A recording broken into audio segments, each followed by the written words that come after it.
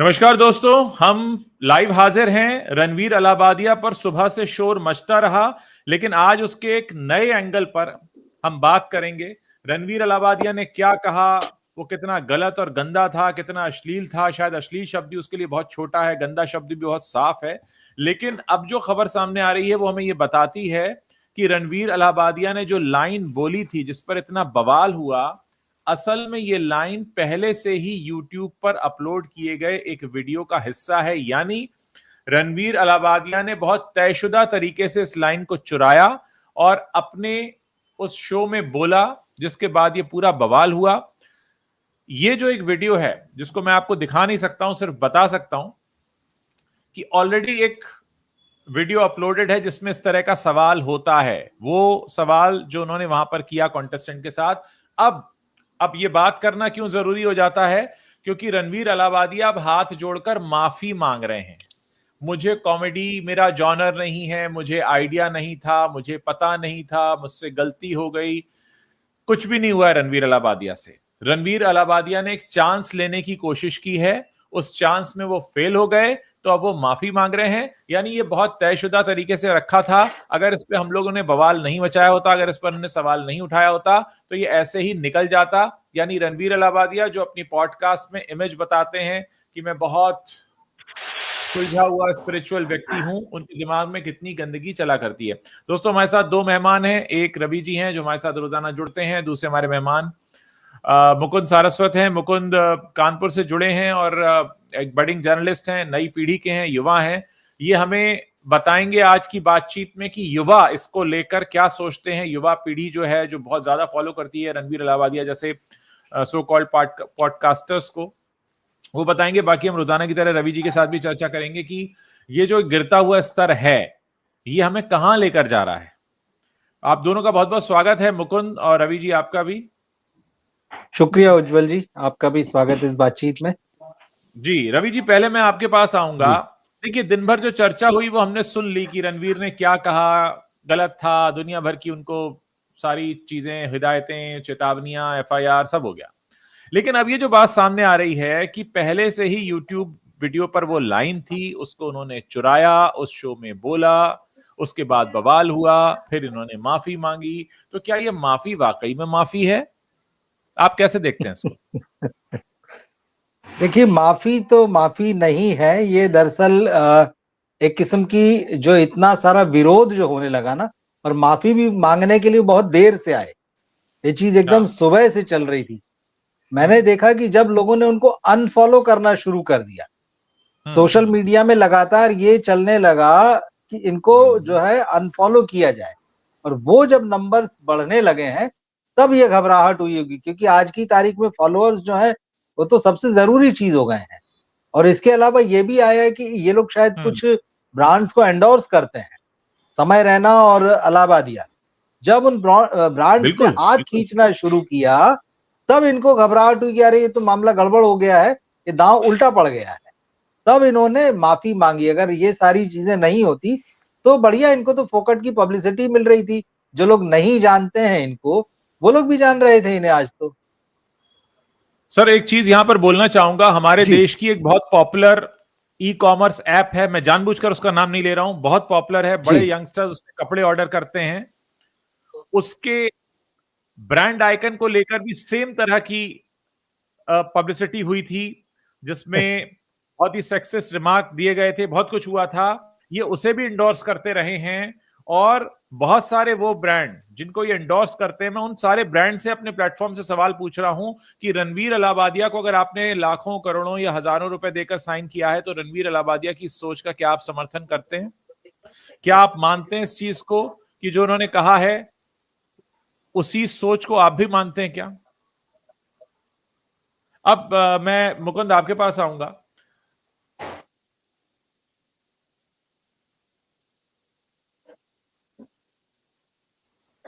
मुकुंद।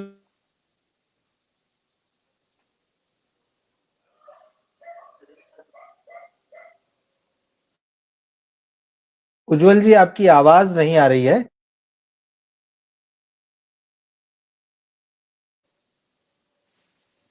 आपका नेटवर्क शायद। अब मेरे ख्याल से आना चाहिए। अच्छा ठीक है।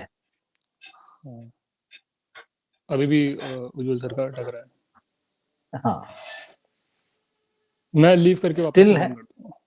नहीं नहीं नहीं, आप मत हटिए, उज्जवल हाँ जी का कहीं उधर होगा। हाँ हाँ हाँ हाँ, हाँ। हो सकता है। तो जैसे उज्जवल जी कह रहे थे कि ये YouTube पर एक प्रोग्राम जो है, आप चाहें, जो दर्शक हमारे चाहें वो भी देख सकते हैं। एलन वर्सेस सैम करके है, अगर आप सर्च करेंगे एलन वर्सेस सैम ट्रूथ और ड्रिंक, अगर आप ये चीज सर्च करते हैं तो आप पाएंगे कि ये जो कार्यक्रम है, जिसके जो डायलॉग है, जो रणवीर ने बोला है, इलाहाबादिया। तो हाँ, रणवीर अलाहाबादिया ने जो बोला है, ये डायलॉग जो है आपको उस प्रोग्राम में बाकायदा सुनने को मिलेगा, और ऐसा लगता है कि बिल्कुल रटा हुआ डायलॉग था, याद करके आए थे वो। हाँ उज्जवल जी, आप बीच में विजिबल नहीं जी थे। हाँ, थोड़ा नेटवर्क इशू था। मैं जी मुकुंद जी। आपसे जानना चाहूंगा कि इस पूरे मामले को जानने सुनने के बाद आपको किस तरह का रिस्पांस दिखाई दिया इंटरनेट पर, खासकर आपकी उम्र के लोगों के बीच, खासकर उन लोगों के बीच जो बहुत ज्यादा फॉलो करते हैं रणवीर अलाहाबादिया को, जिन पर बहुत ज्यादा इन्फ्लुएंस है? ठीक है, thank you for having me. मैं आपको अब ये बताता हूँ कि क्यों मैंने इस पे सिर्फ एक वीडियो बना करके, एक फेसलेस वीडियो बना करके इसको नहीं छोड़ दिया, क्यों मैंने रिक्वेस्ट करी कि मुझे लाइव आकर के इसको एड्रेस करना चाहिए। जी। सबसे पहले तो क्योंकि मैं उस जनरेशन से इत्तेफाक रखता हूँ जो इस तरीके की कॉमेडी, इस तरीके के जॉनरा, इस तरीके के जोक से वाकिफ है, हम लोग देखते रहते हैं ये सब चीजें।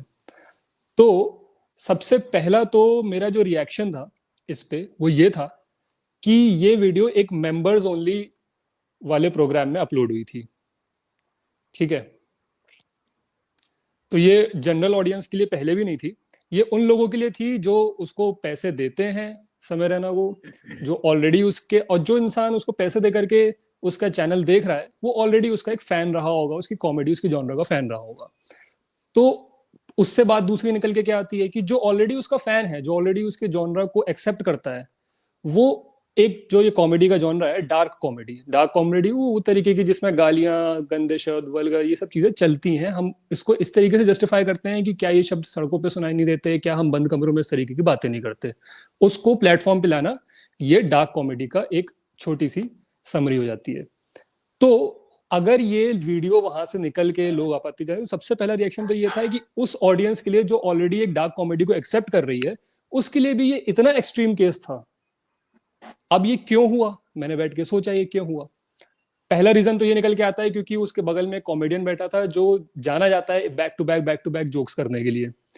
अब क्या वो उस हाइप में आके उसने सोचा कि कहीं मैं पीछे ना रह जाऊं, उन्होंने सोचा कि भाई अगर सब लोग इतने डार्क कॉमेडी कर रहे हैं तो मैं भी क्यों ना करूं। या फिर जैसा कि अभी हम लोगों को पता लग रहा है उस अपोलॉजी के बाद कि वो एक चैनल, और ऐसे और भी चैनल है, ये मैं आपको बता देना चाहता हूँ कि ये कोई एक दो channel, British channel, English channel से नहीं आया है, ये बहुत सदियों से चलती हुई आ रही क्वेश्चन है जो बहुत लोग पूछते हैं।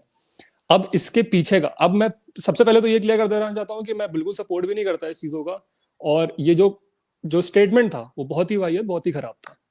अब अगर इसको सेकंड लेवल पे इसके कॉम्प्लेक्सिटीज में जाए तो वो जनरली वो क्वेश्चन लिटरली ना लेकर के मेटाफोरिकली लेने वाला था। ये इस तरीके की दलीलें मैंने रेडिट पे पढ़ी, मैंने ऑडियंस से पढ़ी, उन लोगों से जो उनको सपोर्ट करते हैं, कि मेटाफोरिकली लेते हैं कि जब दो हार्ड चॉइसेस जिसमें आप ना लेफ्ट कट जा सकते हैं ना राइट जा सकते हैं, तब आप कहाँ जाएंगे। तो उस तरीके का क्वेश्चन बनाया गया है।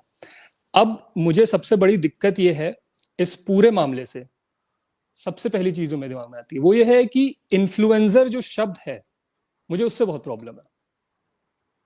क्रिएटर एक बेटर शब्द होता है। इन्फ्लुएंसर की सबसे पहली जो ड्यूटी होती है वो है मॉरल रिस्पॉन्सिबिलिटी। उसके बाद जो है वो एंटरटेनमेंट, डांस, सिंगिंग वो सब कर सकता है, लेकिन अगर आप अपने नाम के पहले इन्फ्लुएंसर लगा रहे हैं तो इसका मतलब है कि आप वो मॉरल रिस्पॉन्सिबिलिटी लेकर के चलते हैं। मैं ऑडियंस से पूछना चाहता हूं, आप ऐसे दो तीन नाम सोचिए जो नंबर्स के गेम में सबसे टॉप हैं यूट्यूब पे इन्फ्लुएंसर्स, चाहे वो इंस्टाग्राम पे हो, यूट्यूब पे हो। अब आप सोचिए कितने लोगों की एक्चुअल में आप इज्जत करते हो जो एंटरटेनमेंट कैटेगरी में आते हैं। मेरे हिसाब से मैं जो नाम सोच पा रहा हूं, मैं इज्जत किसी की भी नहीं करता, मैं उनको गॉड लाइक फिगर में किसी को भी नहीं देखता, इन्फ्लुएंस में किसी से नहीं होता। तो हम जहां पे किसी के नाम के पहले इन्फ्लुएंसर लगा देते हैं तो वो एक रिस्पॉन्सिबिलिटी, एक मॉरल रिस्पॉन्सिबिलिटी पूरी सोसाइटी की तरफ लेकर के आता है। उसके बाद जहां उनको नेशनल अवार्ड्स भी मिले, जहां पे उनको हमारे प्रधानमंत्री द्वारा सम्मानित भी किया गया, उन सब चीजों के बाद अगर वो इंसान आकर के ये व्यूज अपने रखता है, तो शायद वो उसका इंटेलेक्ट दिखाता है कि शायद वो बहुत ही फेक रहा था। उसने देखा कि चलो 2-3 चीजें चल रही हैं, एक एक ये टॉपिक, एक टॉपिक, ये टॉपिक, इसके अराउंड में अपनी पर्सनैलिटी बना लेता हूँ और वो चल जाएगी। फिर उसने जब उसको मौका मिला ऐसे शो पे आने का जहां वो उसको लगा कि मैं ओपन अप हो सकता हूँ, तो वहां पे उसकी रियल पर्सनैलिटी निकल के आ गई। अब इन सब से सार क्या निकलता है बेसिकली इज कि हमको, मैं ऑडियंस अगेंस्ट बात कर रहा हूँ, कि किसने बोला है आपसे कि किसी भी सेलिब्रिटी को, किसी भी इन्फ्लुएंसर को बहुत सीरियसली लो? किसी को भी सीरियसली लेने की जरूरत नहीं है। सब लोग पैसे कमाने के लिए हैं, सब लोग के पास ब्रांड्स आते हैं, सब लोग इंटीग्रेट करते हैं, इधर उधर की बातें करते हैं, एंटरटेनमेंट करते हैं, उस पैसे के लिए कुछ भी जो होता है चलता है वो करते हैं और निकल जाते हैं।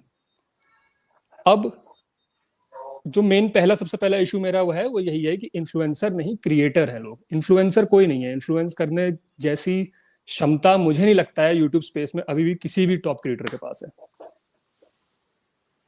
हाँ मुकुंद, आपने ये बहुत अच्छी बात कही कि हम इन्फ्लुएंसर किसी को कब कहते हैं। देखिए, इन्फ्लुएंसर हम किसी को तब कहेंगे जब हमने देखा कि उसने दो लोगों के जीवन में, दुनिया में कुछ ऐसी नई चीज वो लेकर आ गया जो पहले कभी नहीं कही गई थी, लोगों का जीवन संवर गया, सुधर गया, तब हम इन्फ्लुएंसर शब्द का इस्तेमाल करें। आजकल तो लोग चैनल खोलते ही कहते हैं मैं इन्फ्लुएंसर हूं, तो हम कंटेंट क्रिएटर। दूसरा, हम जो सामाजिक मर्यादाएं, हम उनका ही ख्याल नहीं कर रहे हैं। हम सोशल मीडिया पर तो हैं, पर हम सोसाइटी के जो नॉर्म्स हैं हम उनको ही नहीं मानते। मतलब कौन किसके लिविंग रूम में डिस्कशन होता होगा, किस सभ्य परिवार में इस तरीके की डिस्कशन होगी। और हम इसको कई बार, मैंने देखा बहुत से लोगों ने वेस्ट पे डाल दिया या बोला कि पश्चिमी सभ्यता है। पश्चिमी सभ्यता भी इतनी गंदी नहीं है कि वहां पर इस तरह की चर्चा हर घर में होती हो या हर जगह पर होती हो। ये तो आपकी गंदी सोच का वो है। रवि जी, मैं आपके पास आऊंगा। देखिए, आज पूरे दिन ये बात होती रही कि हमारे देश के प्रधानमंत्री मोदी जी ने इसे सम्मानित किया था, क्योंकि कहीं ना कहीं वो चुनाव का दौर था। पब्लिसिटी चुनाव में सबको चाहिए होती है। फिर बहुत सारे मंत्री संतरी इनके पॉडकास्ट में जाते हैं, ये भी खुद को वहां पोर्ट्रे करते हैं कि अर्जुन से कम नहीं है, गीता का पूरा ज्ञान है इन्हें, और मार तमाम अलग अलग आध्यात्म पर और इस पर उस पर बहुत सारे ज्ञान भी देते हैं। हालांकि मैंने व्यक्तिगत रूप से देखा है कि रणवीर अलाहाबादिया के जो ज्यादातर क्वेश्चन होते हैं वो बड़े मूर्खतापूर्ण होते हैं, और उनसे इनके बौद्धिक स्तर का भी अंदाजा हो जाता है कि ये दिखाना चाह रहे हैं पर है नहीं। आप कैसे देखते हैं कि एक राजनेताओं की कितनी बड़ी जिम्मेदारी बनती है? आज देवेंद्र फडणवीस का स्टेटमेंट आया है। देवेंद्र फडणवीस भी भारतीय जनता पार्टी से आते हैं और हम मोदी जी द्वारा इन्हें सम्मानित होता हुआ भी देख चुके हैं, और हमको मालूम है कि इन लोगों को क्यों सम्मानित किया गया था, ये भी सबको पता है।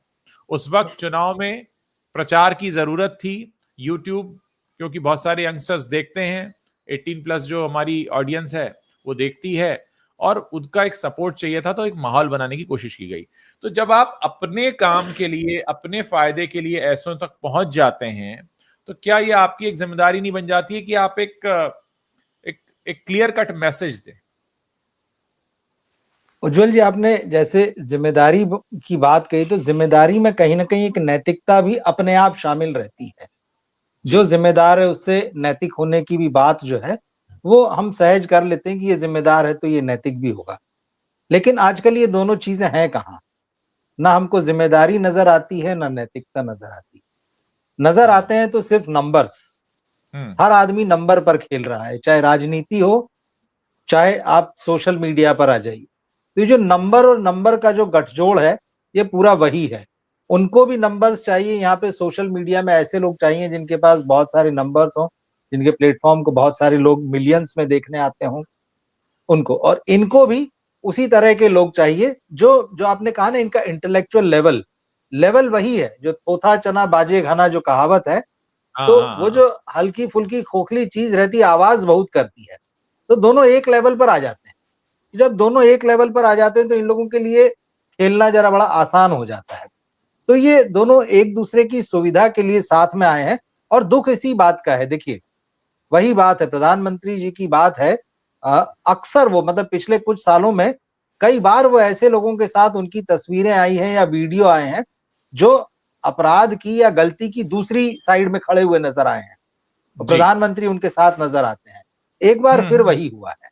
तो और रणवीर अलाहाबादिया ने ये जो स्टेटमेंट दिया है, तो जैसे कि हमने कहा कि एक वीडियो से लिया हुआ, बहुत इंटेंशनल है और इससे उनकी सोच का पता चलता है। वो भले ही कहें कि भाई कॉमेडी मेरा फोर्टे नहीं है, मुझे नहीं पता, वो तो मुंह से निकल गया है, जो भी मैं चीज है। कहना चाहता था ये रणवीर को, जब उनका वीडियो आया, कि ये कॉमेडी है भी नहीं, ये कॉमेडी नहीं। अगर आप बिल्कुल इसे वही, कॉमेडी समझ रहे हैं तो ये हाँ, कॉमेडी नहीं है। तो वही मैं कॉमेडी कह रहा लोगों हूँ, के ये चेहरे पर कॉमेडी नहीं, मुस्कान लाती है, लोगों को उत्तेजित नहीं हाँ, करती है। उत्तेजित करने के साथ लोगों को इससे शॉक्ड कर दिए, अच्छा ऐसी भी चीज बिल्कुल। सोची जाती है, ऐसी भी चीज बोली जाती है। अच्छा, ऐसा होता ये है कि एक सड़ी हुई मछली सारे तालाब को गंदा कर देती है, ये भी एक कहावत है। बिल्कुल अब जिस बिल्कुल। जनरेशन की हम बात कर रहे हैं, ये जेन जी है। हम्म। पूरी जेन जी जो है लगातार पिछले कुछ सालों से भाषा के मामले में, मर्यादा के मामले में, व्यवहार के मामले में कटघरे में खड़ी है। और जैसा कि हमारे साथी का, आपने मयंक नाम है ना आपका जी, मुकुंद मुकुंद। मुकुंद मुकुंद मुकुंद। मुकुंद, मुकुंद सॉरी, हाँ, तो जैसा कि मुकुंद ने अभी कहा कि कोई आदर्श नहीं होता है, कोई इन्फ्लुएंसर नहीं होता है, तो सब अपने अपने हिसाब से चल रहे हैं। लेकिन जेन जी के बारे में ये मान लिया गया है, क्योंकि ये पीढ़ी जो है इंटरनेट के साथ में पैदा हुई और यहाँ इसकी जीवन शैली, इसके सोचने समझने का ढंग, इसके काम करने का ढंग जो है बहुत तकनीकी है। और जहां तकनीकी आ जाती है, वहां संवेदना जो है वो पीछे हो जाती है। इसका जो बहुत बुरा और गहरा असर जो है इसकी भाषा पर पड़ा है। और इसकी वजह मैं एक और मानता हूं, दरअसल चीजें जिसको हम बोलते हैं ना कि क्रमिक ढंग से चलती है, स्टेप बाय स्टेप चलती हैं। जिस दौर में ये जनरेशन आ रही थी, वो पूरा दौर जो है हमारी सोसाइटी में एक तरीके के बिखराव का था। बिखराव का इन द सेंस कि हम लोग जो है गांवों से, कस्बों से, शहरों से निकल के, मतलब जो जिस लेवल पे आगे जा सकता था वैसे जा रहे थे। और हम जो अपने बड़े परिवार थे, उनसे टूटते हुए छोटे छोटे परिवारों में बिखर रहे थे। और उन हम्म। परिवारों में भी ये स्थिति आ गई थी कि माता और पिता लगभग दोनों नौकरी करने की स्थितियों में आने लगे थे। जी और आप बहुत जी। सारे लोगों को देखेंगे कि बच्चों की देखभाल करने के लिए या बच्चों को पूरा समय देने के लिए माता पिता दोनों या फिर दोनों में से एक जो है ठीक ढंग से उपलब्ध नहीं था। तो जी ये जो चीज है, और इसके साथ ये जो तकनीक आई है, जो इंटरनेट आया है, जो मोबाइल आया, बल्कि इससे भी पहले हम चले, टेलीविजन आ गया था। टेलीविजन से भी के भी दौर में एक वीसीआर और डीवीडी, ये उसके साथ में बड़े हुए और इन पर नजर जो है वो लगातार कम होती गई है बड़ों। तो इस वजह से ये इनका अकेलापन और इनके साथ एक तरह की जो भाषा डेवलप हुई, और उस भाषा का भी संबंध जो है ये मनोरंजन के माध्यम जो है वो भी शामिल है। आप इनको छोड़ नहीं सकते, वो कंटेंट जो मिलता चला गया।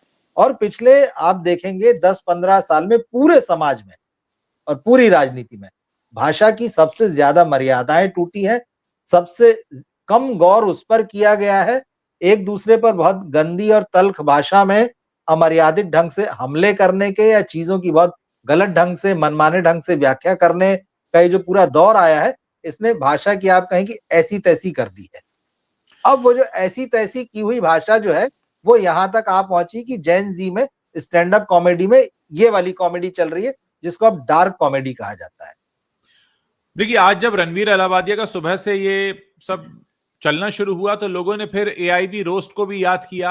ये भी याद किया कि करण जौहर वहां जी पर जी, कैसी मुद्राएं दे रहे थे, रणवीर सिंह क्या कर रहे थे, जो आज एक बच्चे के पिता भी बन गए हैं, दीपिका पादुकोण बैठी वहां क्या कर रही थी, और तमाम लोग जो वहां पर बैठे थे, जो दांत दिखा रहे थे अपने, वो किस तरह की अश्लीलता पर अपने दांत दिखा रहे थे। और क्योंकि बॉलीवुड भी एक पॉपुलर कल्चर को आगे बढ़ाता है, बॉलीवुड की भी देखा देखी बहुत कुछ होता है। वही बात इन्फ्लुएंसर वाली, हम किसी को भी इन्फ्लुएंसर बना देते हैं, हम किसी से भी इन्फ्लुएंस होने लगते हैं, और आजकल बॉलीवुड से तो इन्फ्लुएंस लोग बहुत ज्यादा होते हैं, पिछले काफी समय से होते रहे।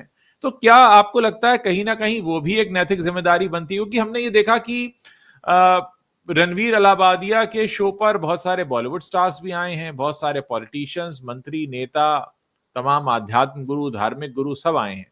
तो आपको लगता है कहीं ना कहीं अब आने वाले समय में रणवीर अलाहाबादिया के शो पर आने को लेकर लोग सोचेंगे, या इसे भी यूं ही भुला दिया जाएगा, 2 महीने बाद लोग कहेंगे क्या हुआ, क्या फर्क पड़ता है?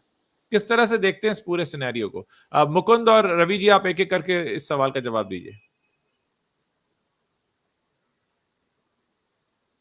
कहिए मुकुंद, कहिए। हाँ, तो सबसे पहले तो कुछ चीजें हैं जो शायद आप लोग की जनरेशन, क्योंकि आप दोनों हैं साथ में, ना अग्री करें, पर मैं अपनी जनरेशन की तरफ से कुछ पॉइंट्स रखना चाहता हूँ। बिल्कुल रखिए। नैतिक रिस्पॉन्सिबिलिटी पे भी आएंगे, मॉरल्स, हाँ डायलेमा सब पे आएंगे। सबसे पहले तो जो मेरे सबसे पहला पॉइंट ये है कि मेरी जनरेशन ने 2002 में जो बॉर्न हुआ है उसने कुछ समय देखा बिना फोन के, और फोन का ट्रांजिशन देखा। जब हम लोग, मैं, मुझे याद है कब जियो आया था, मुझे याद है कब जो है हम लोगों ने स्विच किया, और मुझे याद है ये सब चीजें कब चालू हुई हैं। तो जैसा कि अभी आप तुमने थोड़ी देर पहले कहा कि आजकल पेरेंट्स, मेरे घर पे भी ऐसा ही था, मदर फादर दोनों वर्किंग, ठीक है, तो कोई दूसरा इंसान जिसको मैं लुकअप कर सकता हूँ वो टीचर। एक ऐसी एज में, टीनेज में आके एक ऐसा व्यक्तित्व बन जाता है इंसान का कि वैसे भी टीचर्स से या अपने से बड़ों से बहुत ज्यादा हम लोग इत्तेफाक नहीं रखते हैं। अब तीसरा इंसान टू लुक अप टू कौन हुआ? इंटरनेट। हम लोगों को, मेरी जनरेशन को, रोल मॉडल्स के लिए, आइडल्स के लिए, इन्फ्लुएंसर्स के लिए इंटरनेट पे जाना पड़ा। हम लोग किताबों के पास नहीं गए, हम लोगों ने महात्माओं को नहीं पढ़ा, हम लोगों ने टीचर्स को नहीं समझा, हम इंटरनेट के पास गए। अब इंटरनेट पे वो लोग थे जिनको हमारी लाइफ सुधारने की कोई नहीं पड़ी थी, किसी को कुछ नहीं रखा है। एग्जैक्ट रियलिटी यही है कि जिस चीज में पैसा आता है वो इंसान करता है। तो ऑब्वियसली एक बहुत बड़ा मिसिंग फैक्टर मेरी जनरेशन में जो मुझे लगता है वो है कि मॉरल रिस्पॉन्सिबिलिटी किसी ने सिखाई नहीं। मॉरल रिस्पॉन्सिबिलिटी सीखने गए इंटरनेट पे, वहां मिली सिर्फ और सिर्फ गंद।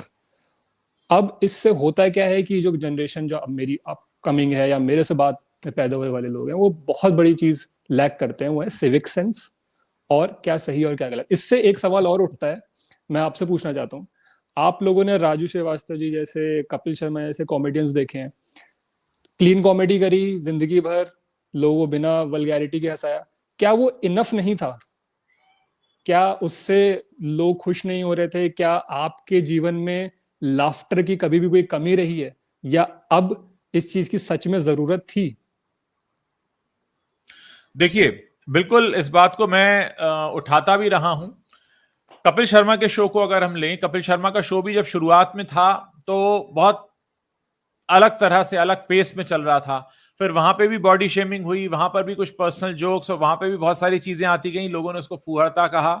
और जैसे हम बात करें अगर राजू श्रीवास्तव की, तो डेफिनेटली राजू श्रीवास्तव जिस लेवल की कॉमेडी किया करते थे, या पहले जितनी साफ सुथरी कॉमेडी होती थी, क्या ऋषिकेश मुखर्जी की फिल्मों में कॉमेडी नहीं होती थी? हम किसी भी तरीके से, हम अगर कॉमिक कैरेक्टर्स को याद करें, असरानी, मुखरी, हाँ, हम कितने, जॉनी वॉकर साहब, महमूद साहब, हम इनको फिल्मों में अगर याद करें इन लोगों को, या इनके लिए जिस तरह के कैरेक्टर लिखे गए, कहां गंदगी होती थी? कुछ भी नहीं था। वो सिचुएशनल कॉमेडी होती थी, कुछ ऐसे वन लाइनर्स होते थे जिन पर आपको यूं ही हंसी आ जाती थी, और बहुत स्वस्थ मनोरंजन था, सबके साथ बैठकर हंस सकते थे।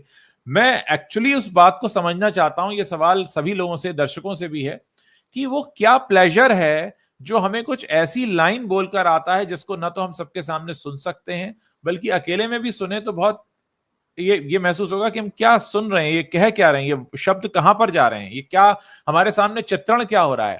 और ये बात तो मैं रणवीर अलावादिया से भी पूछ रहा हूं, दिन में भी मैंने वीडियो किया था, मैंने पूछा कि जब वो ये कह रहे थे उनके दिमाग में चित्र क्या चल रहे थे, क्योंकि जब भी हम कुछ बोलते हैं तो उसका विजुअलाइजेशन होता है, तो उनके दिमाग में क्या चित्र चल रहे थे और किन चीजों को विजुअलाइज करके वो बोल रहे थे।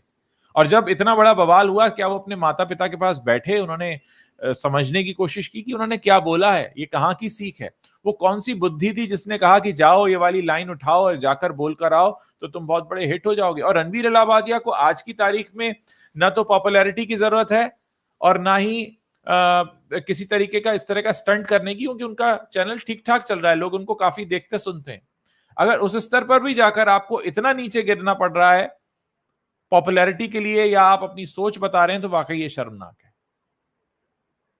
रवि जी क्या कहते हैं आप इस तरह की कॉमेडी के बारे में, जो मुकुंद का सवाल था? जी देखिए, मैं मुकुंद की भी जो बातें थी वो उन्होंने बहुत ईमानदारी से स्वीकार की, लेकिन मैं यहाँ पे एक चीज कहूंगा कि हम इस पूरी जनरेशन को कोई कटघरे में नहीं खड़ा कर रहे हैं। दरअसल एक्सप्रेशन का तरीका बदला है। ऐसा नहीं कि हमारे समय में या हमसे पहले जो, या और पहले जो जनरेशन रही होगी, वहां ऐसी कोई चीजें होती ही नहीं थी। हमारे दौर में भी जब हम बड़े हो रहे थे ये सारी चीजें होती थी। ऐसा तमाम साहित्य आता था, ऐसा तमाम सिनेमा आता था। हिंदी पट्टी में पूरा मस्तराम बिका करता था, उसके अलावा हाँ। अंग्रेजी में डेबोनी और फैंटेसी जैसी और तमाम मैगजीन्स जी। आया करती थी। उस दौर जी। में भी ब्लू फिल्में हुआ करती थी। उस दौर में जी। वीसीआर के दौर में कैसेट हुआ करते थे, डीवीडी हाँ। आती थी। तो ऐसा नहीं हाँ। कि ये बड़ी पवित्रता वाली बात है कि हमारे यहाँ बड़ा शुद्ध पवित्र था और हम कह रहे हैं कि बहुत ही गंदा हाँ। और अश्लील हो गया, ऐसा नहीं है। दरअसल हाँ। एक्सप्रेशन बदल गया है। ये सारी चीजें सारे जमाने में, ऐसा कुछ भी नहीं कि अगर यहाँ ये सारी बातें आ रही है तो एकदम से निकल कर आ गई हैं। हर जमाने में सब कुछ था। लेकिन इधर जो हुआ है वो थोड़ा-सा चीजें जो हैं खुली हैं और खुले में आने लगी हैं और जो पहले एक तरीके का पर्दा हुआ करता था या पहले कुछ चीजें थोड़ा दबी-छुपी हुआ करती थी, वो बदल गया है और अब चीजें जो है बहुत खुलकर जो है सामने आने लगी और कॉमेडी भी जो है वो इसी तरह से बदली। क्योंकि हर दौर में देखिए चाहे कि आप 40 के दशक में जाएँ, 50 के दशक में जाएँ, 60 में, बाउंड्रीज टूटती रही हैं एक्सप्रेशन में। एक दौर था मतलब कोई लाइन जो है मतलब मेरे पिया गए रंगून वहां से किया है टेलीफोन, तो जब वो टेलीफोन का दौर नहीं था उससे पहले, उसके हाँ। पह जब टेलीफोन आया तो भी ये बड़ी बात आई कि अच्छा पिया वहां गए और फोन किया और बात हो रही है और डांस हो रहा है। एक दौर में हाँ। हीरो हीरोइन एक दूसरे को छूते नहीं थे पर्दे पे। जी। जी। फिर आलिंगन आया, फिर चुम्बन आया, हालांकि चुम्बन पुराने जमाने में भी था। ये चीजें ओवरलैप होती रही और ये सारी चीजें होती रही। समस्या यहाँ पर जो है एक्सप्रेशन की और लैंग्वेज की आ रही है। हाँ। हाँ। ये सारे भत्ते मजाक जो है पहले भी हुआ करते थे, ऐसा तो नहीं था एकदम से फूट पड़े ये कहीं से। लेकिन हाँ। उसका दायरा था, एक शायद एक सर्कल हुआ करता था, दोस्त में कुछ एक बहुत खास दोस्त हुआ करते थे, उनके बीच इस तरह की हंसी मजाक। लेकिन अब ये जो हुआ है कि 100, 200, 500, 1000 लोग जुट जाएंगे और उसके बाद में 6-8 लोग ऐसे बैठ के एक कार्यक्रम करेंगे और वहां गिरी से गिरी स्तर की भी बात की जाएगी, उसकी हाँ। उसके हाँ। ऊपर तालियां बजेगी, उस पर हाँ। हंसा जाएगा। हाँ। ये थोड़ा-सा जो और फिर उसके बाद में क्योंकि अभी ये जो हम ज़माना देख ही रहे हैं कि सारी हम्म। चीज़ें जो है एक तरीके से लाइव होती हैं। आप कितना हम्म। ही गुप्त कुछ कर लीजिए, कहीं न कहीं रिकॉर्ड हो रहा होगा और वो रिकॉर्ड होने के बाद आ जाएगा, अभी नहीं आएगा, 1 महीने बाद, 2 महीने बाद, 6 महीने बाद। जैसे हम्म। उदित नारायण जी का मामला हुआ कि कहीं वो हाँ। उन्होंने किसी कवि प्रोग्राम किया था, उनको पता ही नहीं कि एक दिन ये वीडियो भी आ जाएगा। ये भी आ तो जाएगा। आप हाँ। कुछ भी करते रहिए, वो रिकॉर्ड हो रहा है। तो चीज़ें हाँ। इसी तरह से चल रही। तो वो जो मैं एक्सप्रेशन की बात कर रहा हूँ, बात वही है देखिए, भाषा जो है हमारे दिल को दिल से जोड़ती है। उसका हाँ। सीधा मामला ये, हमारी बात को आपकी बात तक पहुँचाती है। कितने मीठे ढंग से, कितने अच्छे ढंग से, कितने मर्यादित ढंग से, इस पर हमेशा जोर रहा। बचपन से भाषा सीखने पर जोर दिया जाता है। अच्छा सीखिए, अच्छा बोलिए, अच्छा लिखिए। लेकिन पिछले कुछ सालों में इस पर सबसे कम ध्यान दिया गया है। और उसकी हम्म। वजह वही परिवार से चीज शुरू हुई, समाज तक आई और जब वो राजनीति में गई और राजनीति ने उसको एक्सेप्ट किया, क्योंकि हम्म। राजनीति में हमेशा वो फिगर्स होते हैं जिनकी तरफ पूरा समाज देखता है। और जब वहां भी ये चीज होने लगी, फिर वो भाषा विज्ञापनों में आई, फिर वो भाषा सेलिब्रिटीज के पास आई। उस भाषा के साथ आपका बर्ताव बदलता है। आप जैसी हाँ। भाषा इस्तेमाल करेंगे वैसा आपका बर्ताव भी होता जाएगा। वो सारी चीजें बदलते बदलते जो है इन नए यंग जनरेशन के बच्चों में, जिसको आप जेन जी कह रहे हैं, इसके बाद की जो जनरेशन है, वो आती चली गई और वो इस तरह से निकल रही। तो अब हमको थोड़ा सा लगता है कि यार ये क्या बवाल काट दिया है। नया कुछ नहीं है इसमें। क्या मीडियम मुकुंद, बदल गए हैं, प्लेटफॉर्म बदल गए हैं। मुकुंद, आज जब मेरी आपसे बात हो रही थी तो आपने बताया कि रणवीर अलाबादिया के कुछ हार्डकोर फैंस भी हैं जो रेडिट पर काफी कुछ लिख रहे हैं। मैं चाहूंगा कि दर्शकों को आप बताएं कि रणवीर अलाबादिया के जो हार्डकोर फैंस हैं, जो उनको बहुत ज्यादा चाहते हैं, मानते हैं, उनकी क्या सोच है इस पूरी घटना के बाद। हाँ, तो जब मैं इस पूरे इंसिडेंट के बाद रेडिट पर गया, देखा कि लोग एक्चुअली उनके फैंस क्या कह रहे हैं, जो उनको तहे दिल से सपोर्ट करते हैं, तो ज्यादातर कमेंट्स मैंने इस तरीके के पाए कि चलो ठीक है, तुमने माफी मांग ली, अपॉलॉजी एक्सेप्टेड, लेकिन ये चीज हम अपने दिमाग से नहीं निकाल सकते। We can not take it out of a heart. ये साफ सिंपल कमेंट था, apology accepted but wounds will not heal. तो आप ये इम्पैक्ट कर गए हैं हम पर, क्योंकि ये चीज रणवीर अलावादिया कोई आज नहीं बने। रणवीर अलावादिया सालों से वीडियो में, उनको बहुत शुरुआत से जब वो फिटनेस की वीडियोस बनाते थे, मैंने तब जिम करना चालू किया था, तब से मैं देख रहा हूँ। तो it felt really bad as a personal perspective. It felt really bad कि जिस इंसान को जिम करता था तो जिम के वीडियोस, फिर फैशन के वीडियोस, फिर पॉडकास्ट में लोगों को लेकर के आना, हर तरीके से एक ऐसा पर्सोना बनाया गया है कि ये एक ऐसे इंडिविजुअलिस्टिक है जो आइडियल इंसान है। उसके बाद इस तरीके के कमेंट्स आए तो सभी लोगों को बुरा लगा है। ऐसा कोई भी इंसान नहीं है जो इन अ सेन माइंड वो इस चीज को एक्सेप्ट कर रहा हो। यहां एक चीज और भी समझने वाली बात है कि आप जब लोगों के साथ छल करते हैं, जैसा मुकुंद ने बताया कि ये लंबे समय से रणवीर अलावादिया को फॉलो करते रहे और इनके जैसे बहुत सारे लोग होंगे, तो आप उन लोगों को धोखा दे रहे हैं। पहले आप उन्हें बताते हैं कि बॉडी कैसे बनाया जाए, एक अच्छे इंसान कैसे बनते हैं, सेल्फ हेल्प वाली बातें करते हैं, आप मोटिवेशनल बातें करते हैं, अच्छे अच्छे गेस्ट को बुलाते हैं, बड़ी पॉजिटिव, बड़ी अच्छी, बड़ी प्यारी बातें हो रही हैं। हालांकि उसमें कुछ स्टूपिड सवाल भी हो रहे हैं, लेकिन तब भी सामने वाला तो अच्छी बातें कर रहा है। फिर आप जो है प्रधानमंत्री के साथ खड़े होकर वहां पे नेशनल अवार्ड ले लेते हैं और वहां से पता लगने लगता है कि देश की सरकार को भी आपकी कितनी जरूरत है चुनाव प्रचार के दौरान प्रोपेगेंडा करने के लिए। तमाम चीजें हमारे सामने आती हैं। और मोदी जी की तो हमने वैसे भी हमेशा तारीफ की है, उनकी मार्केटिंग का जो उनका एक अप्रोच है वो बहुत अच्छा है। बीजेपी आज जहां पर खड़ी है उनकी मार्केटिंग स्ट्रैटेजी बहुत हमेशा बहुत पावरफुल रही है। आज वो जिस पोजीशन पर है अपनी मार्केटिंग स्ट्रैटेजी की वजह से हैं, तो उनके भी आप आंखों में आ जाते हैं। उसके बाद आप इतना गंदा कमेंट, अच्छा आप ढूंढते हैं, फिर आप YouTube पर बैठते हैं और इस वीडियो को देखते हैं। अब आप सोचिए कि ये कमेंट अगर उस तरह के वीडियो में है ऑलरेडी, तो यानी रणवीर ने भी इस तरह के बहुत सारे वीडियोस देखे होंगे, विच मींस कि उनकी सोच भी वैसी होगी। फिर वहां से उन्होंने निकाला। आज हमें और आपको तो इस वीडियो के बारे में नहीं पता था ना। आज हमें और आपको इस वीडियो के बारे में तब पता चला जब रणवीर अलावादिया ने इस तरीके का कमेंट कर दिया। उसके बाद खोजा गया कि अरे इस तरीके का कमेंट तो पहले भी हो चुका है, तो यानी ये इस तरह का कंटेंट भी कंज्यूम करते रहे। और इन्होंने आज कहते हैं ना कि नीचे गिरकर एक गंदगी की एक नई लकीर, एक नई परिभाषा खींच दी कि अभी तक तो सिर्फ इतना होता था, आइए मैं आपको उससे नीचे लेकर चलता हूं और हम एक ऐसी लकीर खींच देंगे इसके बाद कहा जाए कि इससे नीचे तो कोई जा ही नहीं सकता। जिस वक्त रणवीर ये कह रहे थे उस वक्त उनके मन में क्या चल रहा था, क्योंकि उनका यह कहना है कि कॉमेडी उनका जॉनर नहीं है। यानी वो अभी भी मानते हैं कि जो उन्होंने कहा वो कॉमेडी था। कॉमेडी जॉनर ना होना एक बात है, लेकिन किसी गलत चीज को कॉमेडी कह देना वो अलग बात है। हम में से बहुत सारे दर्शक हैं जिनका कॉमेडी जॉनर नहीं है, लेकिन वो इस बात को अच्छे से समझते हैं कि जो उन्होंने कहा वो कॉमेडी नहीं था। रणवीर अभी भी गलती कर रहे हैं, माफीनामे में भी गलती कर रहे हैं। माफी मांगने की वजह भी गलत है। माफी मांगने की वजह यह नहीं है कि उनको अफसोस है, माफी मांगने की वजह यह कि अरे मेरा पासा गलत चला गया, मुझे तो लगा था कुछ और होगा। उसके बाद आपको जब रियलाइज होता है कि एफआईआर हो रही है, अभी किसी ने बताया हमारे दर्शक ने कि असम में गुवाहाटी में एफआईआर हुआ है और भी कई सारे लोग प्रदर्शन कर रहे हैं देश भर में, तब आपको लगता है कि अरे मेरी तो दुकान बंद हो जाएगी, तो चलो माफी मांग लेते हैं। यानी आपकी सोच तो गंदी है, आपके दिमाग में तो गंदगी है, वो गंदगी बिकी नहीं तो आपने कहा चलो माफी मांग लेते हैं। यानी आप जो अभी तक दिखा रहे थे अपना परसोना, वो आपका परसोना है ही नहीं। वरना कौन आदमी माता पिता के बारे में इतनी गंदी बात करेगा। रणवीर अलावादिया को पैसा तो दिया नहीं गया कि आप ये बोलिए, किसी ब्रांड की एंडोर्समेंट लाइन तो ये है नहीं। यानी ये उनका अपना खुद का एजेंडा था, जहां उन्होंने इस लाइन को ढूंढा, इसको बोला, जब मामला उल्टा पड़ा तो उन्होंने कहा जाकर अब हम माफी मांगते हैं।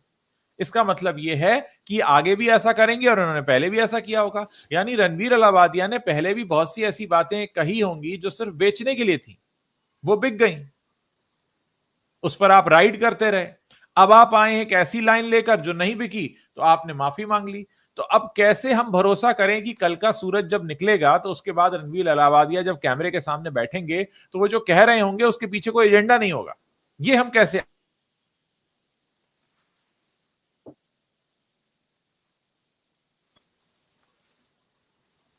कि इस चीज का हमें यकीन कौन दिलाएगा कि रणवीर अलावादिया जब भी कैमरे के सामने बैठेंगे उसमें कोई भी एजेंडा नहीं होगा, वो शुद्ध रूप से उनकी अपनी विचारधारा होगी जिसपे वो बिलीव करते होंगे। क्योंकि कल को वो कुछ और भी ऐसा कह सकते हैं, फिर कहेंगे कि साहब गलती हो गई, मेरा ये मतलब नहीं था, क्योंकि ये चला नहीं।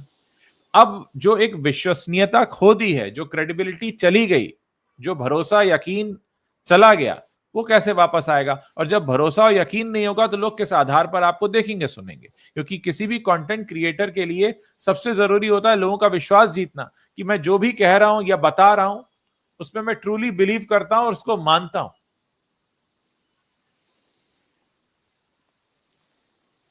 देखिए उज्जवल जी, मुझे लगता है कि ये चीज कुछ दिन चलेगी और लोग फिर भूल जाएंगे जी। जैसे कि आदत है हमारे यहाँ पर।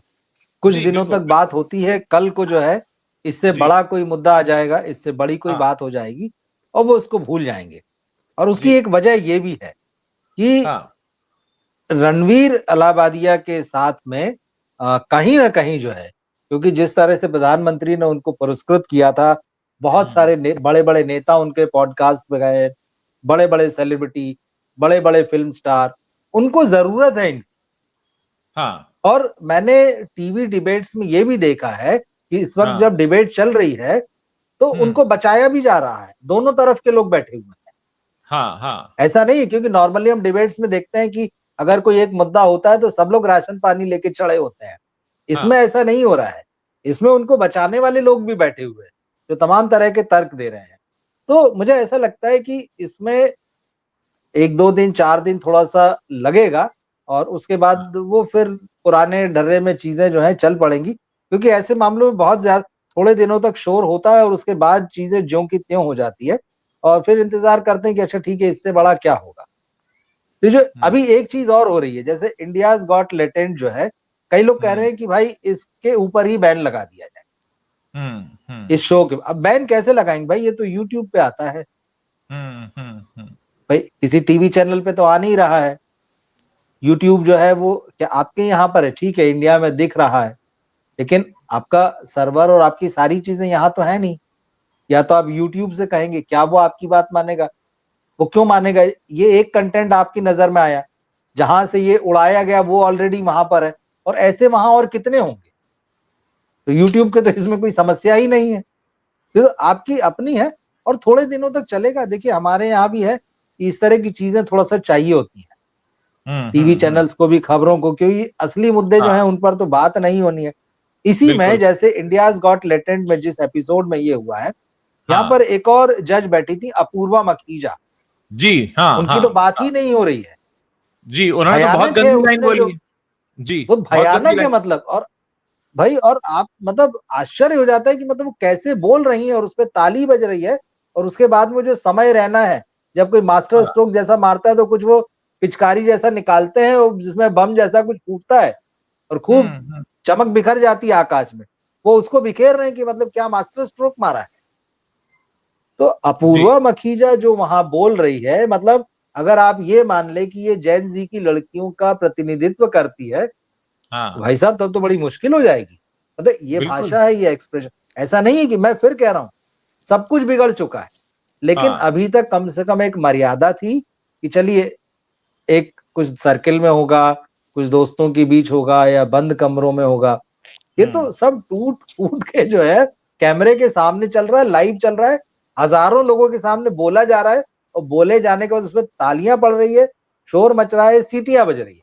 इसका करेंगे क्या? और ये रुकेगा कैसे? क्या ये कानून बनाने से रुकेगा? ये कानून बनाने से भी नहीं रुकेगा। भाई, क्योंकि जी, आप इसको अकेले को थोड़ी रोक, कानून सिर्फ इस बात के लिए थोड़ी बनेगा कि स्टैंड अप कॉमेडी जो है उस पे रोक लगनी चाहिए या स्टैंड अप कॉमेडी में ऐसे चुटकुलों पर रोक लगना चाहिए। बात तो फिर ये वही आ जाएगी, अभिव्यक्ति की आजादी। ये जो आप बात कर रहे हैं रवि जी, मैं इसको बिल्कुल समझ रहा हूं कि दिमाग में दूषित विचार जब जन्म लेने लगते हैं तो उसको कोई सरकार नहीं रोक सकती। नहीं रोक जब सकते भाई। दूषित विचार जन्म लेगा तो उसको कौन रोकेगा? कैसे? देखिए, जो हम वाक्य बोलते हैं, जो विचार बोलते हैं हम, वो तो पहले हमारे दिमाग में उपजता है। पहले तो हम उसको सोचते हैं, बिल्कुल।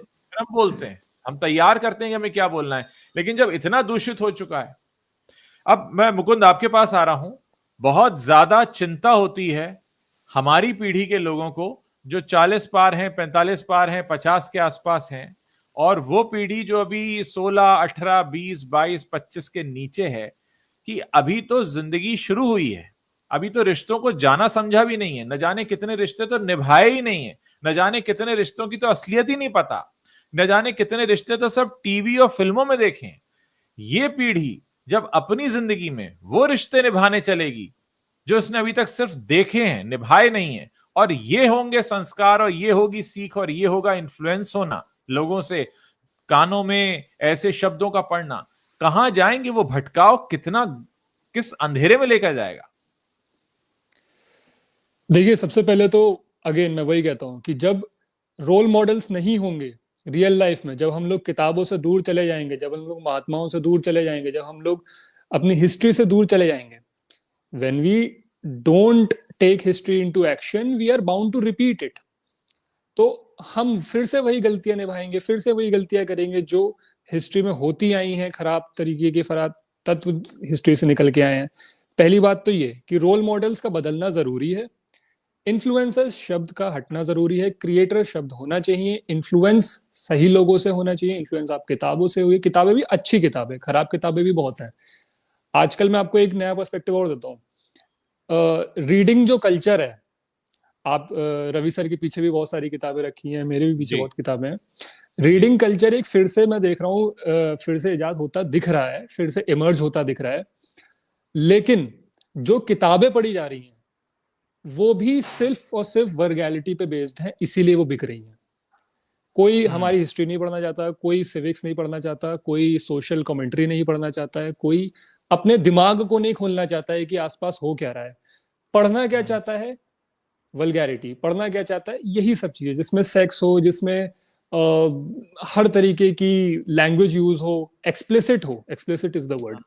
तो इवन जो किताबें भी पढ़ी जा रही हैं वो भी इसी तरीके की हैं। तो हर तरीके से जब इंसान को हर जगह से, आप यूट्यूब खोलो तो वही, आप बुक्स पढ़ो तो वही, आप इंस्टा स्क्रॉल करो तो वही, जब हर चारों पांचों आठों दिशाओं से यही सब आएगा तो कैसे कोई इंसान अपने विचारों को बदल ले, कैसे इन सब चीजों से हट जाए।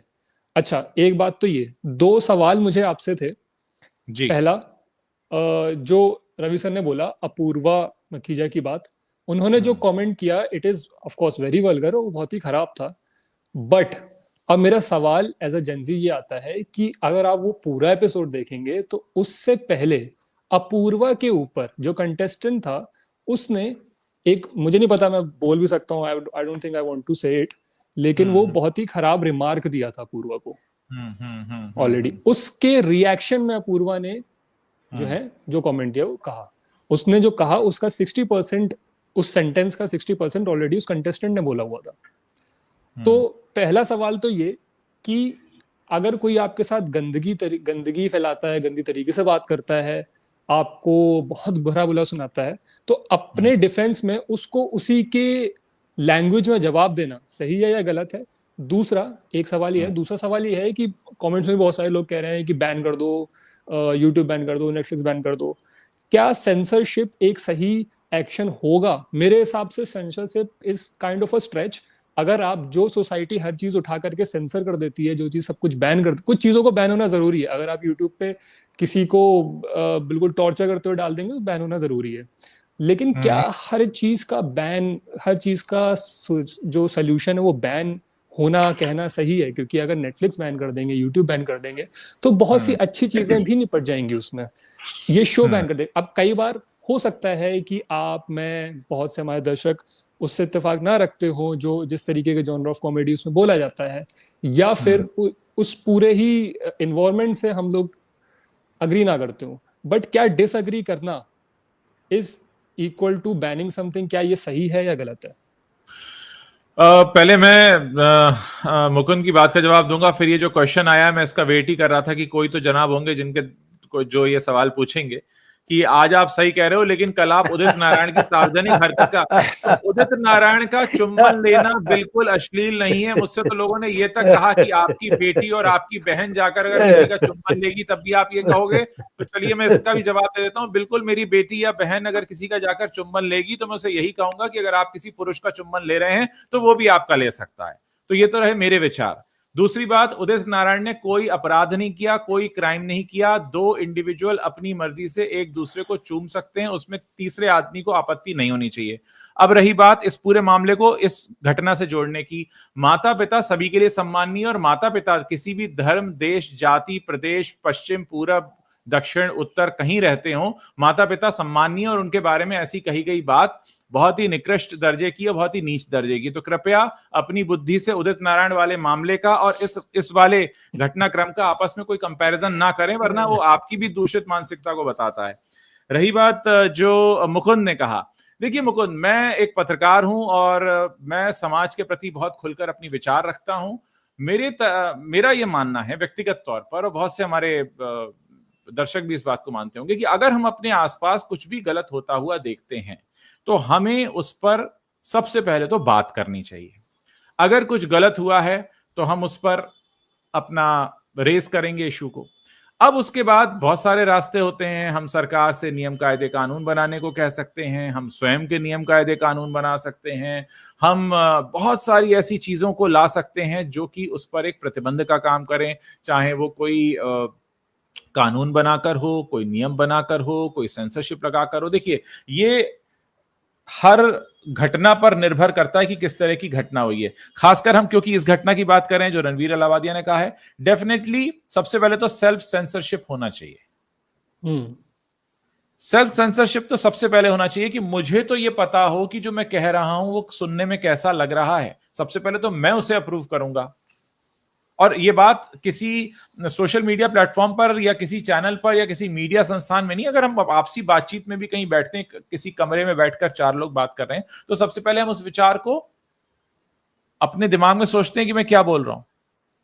तो यहां जो बात है ना, ये मुझे लगता है कि इसके लिए तो हमारा समाज तैयार भी नहीं था कि इतनी गंदी बात इस तरह से सुनने को मिलेगी।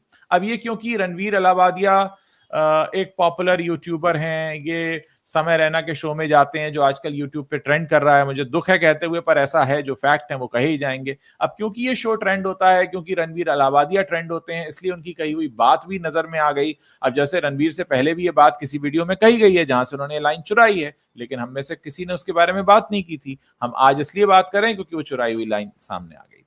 तो ये मुझे लगता है कि घटना पर डिपेंड करता है कि कैसी घटना है। दुख की बात है कि हमारे देश में नए नए तरह के अपराध होते हैं और उसके बाद फिर उस पर कानून बनाने की जरूरत होती है। जैसे पिछले दिनों अतुल सुभाष वाले मामले में नया कानून बनाए जाने की मांग हुई या मांग हो रही है। तो जब भी कोई ऐसी घटना होती है तो उसको लेकर सबसे पहले तो जनाक्रोश ही आता है, और जनाक्रोश के बाद फिर अगला कदम होता है कि क्या किया जाए। बिल्कुल। तो जैसा कि मुकुंद ने कहा, उज्जवल जी आपने कहा कि कहने वाले सुनने वाले सब एक प्लेटफॉर्म पे हैं, वो लड़का है लड़की, इससे देखिए कोई फर्क नहीं पड़ता। क्योंकि मैंने जो बात कही, मैंने जो वो हिस्सा देखा, अब वो उससे पहले, क्योंकि वो पूरा एपिसोड मैंने नहीं देखा, क्योंकि मैं वो पेड सब्सक्राइबर नहीं हूं कि मैं इंतजार करता हूं और प्रीमियम मैंने ले रखा है, वैसा नहीं है। लेकिन एक पत्रकार के रूप में हमको जानना होता है। तो जो एपिसोड है वो मैंने देखे हैं, इससे पहले के आए हुए कुछ एपिसोड मुझे पता है कि किस तरह की वो डार्क कॉमेडी है, क्या करते हैं। लेकिन अब अगर सोशल मीडिया में एक पीस चल रहा है तो उतना ही देख के जो ओपिनियन जो बना वो है। अब इसमें मैं यहाँ ये नहीं फर्क कर रहा हूँ कि एक लड़के ने लड़की को कहा, लड़की ने लड़के को कहा, वो वहां पर आर्टिस्ट हैं और वो बराबर हैं। अगर उससे ये बात की गई थी तो उसने उसी भाषा में जवाब दिया। इसमें बिल्कुल जेंडर की बात नहीं कर रहा हूँ, क्योंकि वो फेमिनिज्म की डिबेट में बदल जाएगा और वो मामला बिल्कुल अलग है। तो आप अचानक यहाँ झंडा उठा लें कि अरे फेमिनिज्म का मामला हो गया, बिल्कुल नहीं। आप आर्टिस्ट हैं, आपको अगर एक मिला तो आपने बदले में दूसरा दे दिया, ठीक है। अब इसमें होता क्या है, क्योंकि ये जो अपूर्वा माखीजा, इनको शायद क्या रिबेल किड बोलते हैं, ऐसे ही कुछ इनके साथ टैग लगा हुआ है। तो इनके इसी तरह की बातें और वो सब चीज। अब ये तो है क्रिएटर या इन्फ्लुएंसर, समस्या यहाँ आती है। मैंने जैसे कहा कि आपको उस सोसाइटी में, उस जैन जी में, अगर आपको लड़कियों का प्रतिनिधि एक मान लिया गया कि अच्छा लड़कियां ऐसी ही होती हैं, भाई आप तो बच के निकल गए, लेकिन बाकी वैसे ना होते हुए भी उनकी इमेज वैसी बनी। और फिर जेंडर की लड़ाई हमेशा रही और हमेशा रहेगी, इसको कभी भी बदला नहीं जा सकता। कम ज्यादा हो सकती है, खींचतान कम ज्यादा हो सकती है, दोनों एक तो नहीं हो सकते हैं, वो रहेगा, तो वो खींचतान बनी रहेगी। तो इसीलिए मैंने उनको जो मैंने कहा, तो मैं इसलिए नहीं कह रहा हूं कि वो लड़की है या किसी लड़के से वो बात कर रही, मैं एक आर्टिस्ट के रूप में देख रहा हूँ। दूसरी बात रही कि क्या इस तरह के कंटेंट को बैन किया जाना चाहिए, तो मैं बिल्कुल इस बात से कभी भी सहमत नहीं रहता कि किसी भी चीज को बैन किया जाना चाहिए, अच्छी से अच्छी और खराब से खराब, क्योंकि ये कंज्यूम करने वाले पर डिपेंड करता है कि उसे क्या कंज्यूम करना है। मेरे पास पूरा यूट्यूब है, मेरे पास पूरा इंटरनेट है, पूरी दुनिया खुली है, मुझे क्या कंज्यूम करना है ये मुझे तय करना है। मैं ये नहीं कहूंगा कि अरे उस पे वो चीज क्यों पड़ी है, भाई पड़ी है, वो मेरे काम की नहीं, मुझे नहीं देखना है, मुझे नहीं सुनना है। लेकिन इसका ये मतलब नहीं कि अगर मुझे नहीं देखना है, मुझे नहीं सुनना है, तो उसको कोई और जो देखेगा सुनेगा नहीं जी। सबकी मर्जी है, जिसको जो बनाना है बनाए, जिसको जो कहना है कहे, अपनी सीमाओं में। हालांकि ये वाला भी जो मामला है, ये अगर इस तरह से वायरल नहीं होती चीजें, और अगर शायद रणवीर अलाहाबादिया अगर इसमें नहीं होते, कोई और होता, तो शायद इतनी बातें नहीं होती। इससे गंदी, इससे भद्दी, इससे घटिया बातें, इससे घटिया वीडियो इसी फेसबुक पर है, इसी यूट्यूब पर है, ऐसे पूरे तमाम प्लेटफॉर्मों पर है, इंटरनेट पे घूम रहे हैं, आपके हमारे व्हाट्सएप पे घूम रहे हैं। तो ये तो क्योंकि एक ऐसा शख्स या दो तीन ऐसे शख्स जो थोड़ा सा पॉपुलर हैं किसी खास जनरेशन में या खास लोगों के बीच में, तो ये बवाल हो गया। और ऐसा भी नहीं है कि जो लोग बवाल काटने लगे हैं वो बड़े एकदम होली काउ टाइप के लोग हैं, बिल्कुल, हाँ, ऐसा भी बिल्कुल। नहीं है। तो ये चीजें मैंने कहा ना, ये एक तरीके से सब अपनी अपनी रोटी सेकते हैं। उसमें तो जो झंडा उठा के घूम रहे हैं उनके भी उसके पीछे स्वार्थ है। ऐसा नहीं कि वो बड़े समाज को सुधारने निकले हैं और उनका काम यही है कि हम सबको सुधार देंगे, और उन्होंने कोई काम ही ऐसा नहीं किया बिल्कुल। तो ये चीज है, पर लेकिन इससे होता ही है, ये डिबेट बहुत जरूरी है, क्योंकि इस डिबेट में से ही कुछ अच्छे पॉइंट्स निकलते हैं, कुछ रास्ते निकलते हैं, कोई दिशा दिखाने लायक बातें निकलती। डिबेट जरूरी है। अब रणवीर अलाहाबादिया ने माफी मांगी, नहीं मांगी, माफी में क्या कहा, ये सब दरअसल प्रोफेशनल पॉइंट ऑफ व्यू है। उसको लगा कि भाई मेरे हाथ से एंडोर्समेंट जा रहे हैं, मेरे सब्सक्राइबर निकल रहे हैं, लोग कह रहे हैं यार इससे दूर हटो, उसने तुरंत माफी मांगी। तो इसीलिए मुझे लगता है, क्योंकि आप इसको क्या करेंगे, आप बैन करेंगे, एक दरवाजा बैन करेंगे, दूसरा अकाउंट खुल जाएगा। दूसरा नहीं बल्कि वैसे 10 अकाउंट और खुलेंगे, क्योंकि लोगों को अब पता चल गया यार ये चीज तो चलती है, अब मैं इससे बढ़िया क्या लेके आऊं, तो वो इससे बढ़िया लेके आएगा, फिर आप उस पर बवाल कीजिए। तो ये दरअसल ये सोसाइटी को शेप करने के लिए ये डिबेट्स हैं, और इसमें हम क्या कर सकते हैं। जैसे मुकुंद वाले मामले में बात आई, मैं मुकुंद से कहना चाहूंगा कि ये कोई गिल्ट फील करने वाली जरूरत नहीं कि हमको मतलब अगर अच्छा गाइडेंस नहीं मिला, हमने अच्छा नहीं पढ़ा, हमने अच्छा नहीं देखा, किसी ने बताया नहीं, अगर इतना एहसास है तो भी हम चीजों को बदल सकते हैं। समय आपके पास रहता है हमेशा, ऐसा कुछ भी नहीं है, और हम भी बदल सकते हैं, और अगर दूसरा हमारे साथ बदलना चाहे तो उसको भी बदला जा सकता है। तो इसे महसूस करने की बात है। अगर आपको समझ में आ गया किताबें पढ़ना चाहिए, अच्छी किताबें पढ़ना जरूरी है, तो आप आज से शुरू कर सकते हैं। आप लोगों को बता सकते हैं कि यार देखो मैं ये अच्छा पढ़ रहा हूँ। तो ये सब, तो उसमें ऐसा कुछ आप, और हमारे समय में भी, हमसे पहले भी ये सब चीजें नहीं थी, ऐसा तो है ही नहीं, ये चीजें हमेशा थी और स्वरूप हमेशा बदलते, रहेंगी। बिल्कुल आपने जैसे स्वरूप जिक्र किया, बदल गए, मसराम की किताब आती थी, हाँ ये सब चीजें होती थी, ऐसा नहीं, स्वरूप उसका बदल गए, तरीका अलग था। प्लेटफॉर्म बदल गए, थोड़ा सा कहने का, बोलने का तरीका। लेकिन एक बात को मैं बहुत सीरियसली मानता हूं कि पिछले कम से कम 2 दशकों में भाषा के साथ हमने जितना अत्याचार किया है, बिल्कुल, उतना शायद किसी और 100-200 साल में भी नहीं हुआ। ये बात तो है, हमने नष्ट कर दिया है, खत्म कर दिया है, और उसी भाषा की वजह से। बिल्कुल, हर चीज की हमने शॉर्ट टर्म इतनी निकाल दी हैं कि मतलब थैंक यू जो है वो THX हो गया है। तो मतलब हमने इतना शॉर्ट फॉर्म कि उस शब्द का वजन, उस शब्द की मतलब एक होता है ना, शब्द को सुनने के बाद जो कानों में असर होता है, प्रभाव होता है, जो हमारे दिल में कुछ होता है, चाहे अच्छा शब्द हो, लंबा, मतलब उसको, हर चीज को हमने किल किया है, खत्म किया है। तो भाषा जो है ना, वो आपकी भावनाओं को दूसरे तक पहुंचाती है। उसके साथ हमने जो मतलब अत्याचार किया है, ये उसी का नतीजा है कि अब एक दूसरे के प्रति भाषा में तल्खी आ गई है, रिस्पेक्ट नहीं रह गया है, प्यार नहीं रह गया है, तू तड़ाक से बोल देना।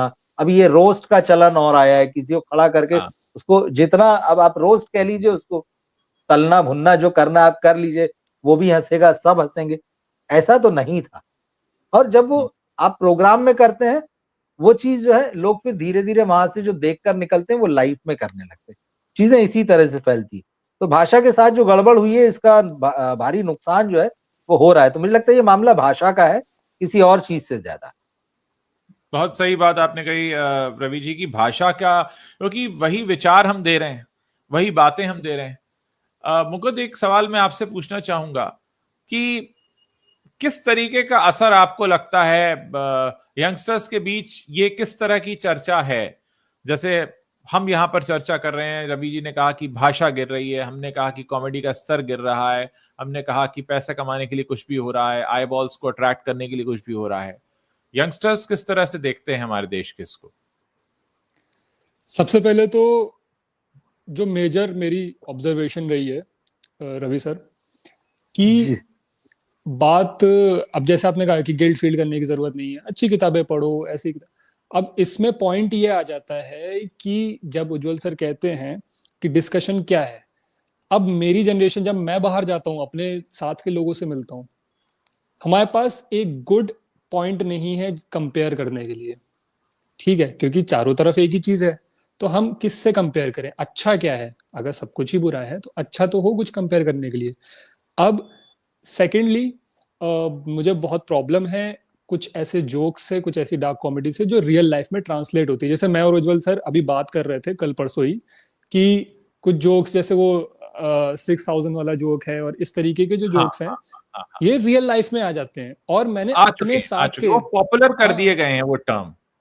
मैंने अपने साथ की फीमेल फ्रेंड्स को देखा है जिनकी मेंटल हेल्थ पे इसका फर्क पड़ता है। जब उस कोई कोई गोरा इंसान कोई बाहर से आता है, हम क्या इमेज पोर्ट्रे करते हैं और क्या कॉमेडी के नाम पे हम लोग क्या करते जा रहे हैं। कॉमेडी का मतलब बदलता जा रहा है मेरे हिसाब से। कॉमेडी का मतलब होता जा रहा है कि आप कितने बेशरम, कितने ज्यादा अनहिंज्ड वर्ड होता है, कितने अनहिंज्ड हो सकते हो। कॉमेडी का मतलब ये नहीं होता है कि आप कितना किसी को विटी तरीके से हंसा सकते हो, नहीं, आप कितना गंदा बोल सकते हो। ये शुरुआत बहुत और भी पहले कैरी मिनाटी जैसे लोगों के साथ हुई थी। वो चीजें जो हम टीवी पे नहीं देखते थे, जो हम अपने बड़ों से एकदम शश करते थे, वो चीजें जब एक अनरेगुलेटेड इंडस्ट्री, यानी यूट्यूब में कोई रेगुलेशंस तो है नहीं, अनरेगुलेटेड इंडस्ट्री में आती हैं, वहां पे ये एक्सपोज होती। अच्छा, एक चीज और मैं आपको बताना चाहूंगा। अभी मैंने कुछ समय पहले एक ऐसी वीडियो देख रहा था यूट्यूब पे, बहुत इंटरेस्टिंग था उसमें, कि वो स्टार्ट करता है यूट्यूब किड्स। आप दोनों लोग को मालूम है, एक यूट्यूब की ही खुद की ऐप है YouTube kids.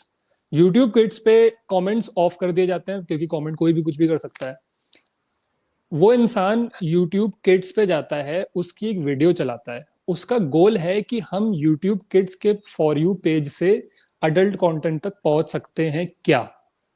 And I tell you, 10 5 7 minute की वीडियो थी, वो एक वीडियो पे पहुंच जाता है, उससे उसकी रिकमेंडेशन से दूसरी वीडियो पे क्लिक करता है, तीसरे चौथे आठवें नवे क्लिक तक वो ऑलमोस्ट सॉफ्ट कोर पॉइंट तक पहुंच चुका होता है।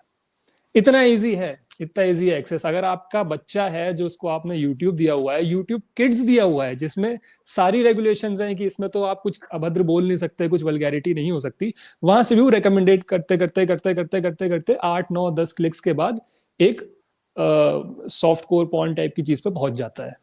तो दिस इज द रियलिटी कि रेगुलेशन ना होने की वजह से, और जैसे दर्शकों ने कहा कि सेल्फ सेंसरशिप ना होने की वजह से ये प्रभाव पड़ता है। इतनी अर्ली एज से हम इन चीजों से एक्सपोज हो जाते हैं। और आपका सवाल का जवाब भी यही है कि ज्यादातर मेरे उम्र के जो लोग हैं, वो उनके पास कंपेयर करने के लिए चीजें ही नहीं है कि भाई किससे कंपेयर करें, अच्छा क्या होता है। कपिल शर्मा मेरी जनरेशन के लोगों के लिए थोड़ा बोरिंग हो चुका है अब। तो नया क्या, नया क्या, समय हमारे रहना लिए भी कुछ नया बोरिंग हो लेगा गया है। हाँ, हमारे लिए भी हो गया। मैं बोलने वाला था कि वो, हाँ हाँ जी तो ये है कि डोपामीन किस चीज से मिले, अब कुछ तो लाए, तो अब जो है न्यू अल्टरनेटिव ये आता जा रहा है। तो इसीलिए इसमें बहुत ही मिक्स्ड रिव्यूज हैं कि ये सही है कि गलत है। एक्चुअली वही है कि जैसा रवि जी ने कहा, मैं बिल्कुल उस बात से इत्तेफाक रखता हूं कि दुनिया में तो सब तरह की चीजें हैं। बढ़िया स्वादिष्ट खाना भी है और सड़ा हुआ खाना भी है और सब कुछ है। आपको क्या खाना है ये आपको तय करना है।